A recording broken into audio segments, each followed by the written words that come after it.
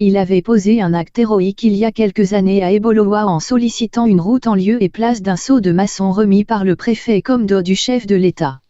Majesté, c'est le chef du village de Minkan. Recevez ce don du chef de l'État.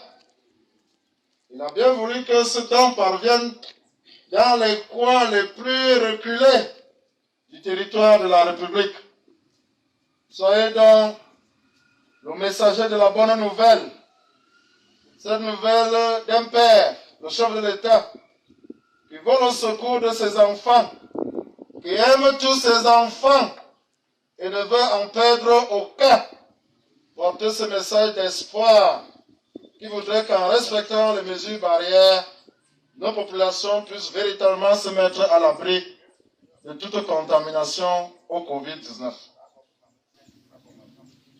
Bon, d'une part, je remercie le chef de l'État parce qu'il a fait un grand travail pour nous tous.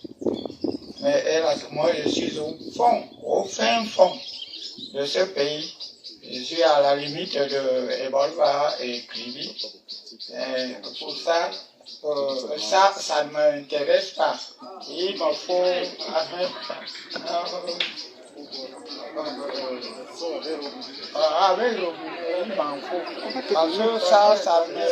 Majesté, les actes du chef de l'État sont empreints du sceau de la souveraineté.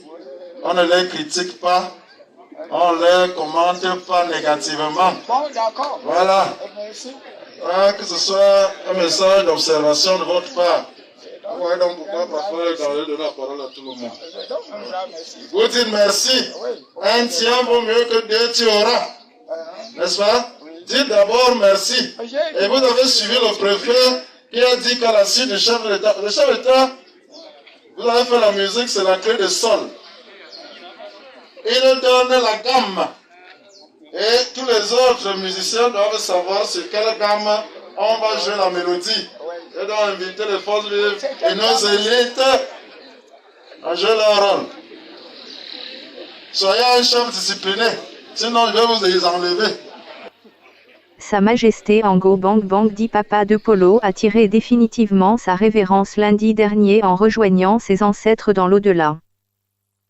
Il était chef traditionnel de 3e degré du village Minkan à 70 km d'Eboloa, le dernier du groupement Sonko Minkan, juste avant le mien, Messambe. Un coin totalement oublié de la région du Sud-Est, où l'on passe pratiquement 7 heures de route dans un camion robuste pour rejoindre mon village partant d'Eboloa en saison sèche et pratiquement une journée entière en saison pluvieuse. La route de Yangon Minkan, vraiment je vous assure c'est terrible. Depuis midi que j'ai commencé, jusqu'à maintenant, je n'arrive même pas à arriver. Vous-même regardez l'état de la route. C'est fort. Aucun véhicule de faible calibre ne s'y hasarde. Mango avait posé un acte héroïque il y a quelques années devant le préfet de l'Amvila.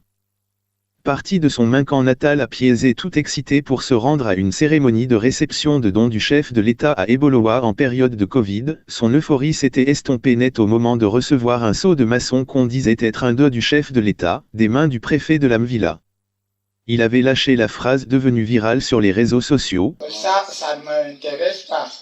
Il n'avait pas hésité à manifester sa colère devant cet abus doublé d'escroquerie en refusant ce fameux sceau qui s'apparentait à une moquerie.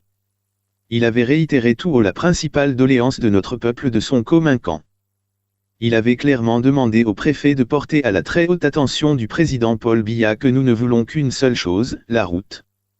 Par cet acte héroïque, nous ces petits-fils du village voisin Messambe et de toute la contrée lui témoignerons toujours toute notre gratitude éternelle en attendant le début des obsèques qui auront certainement lieu à la fin de ce mois.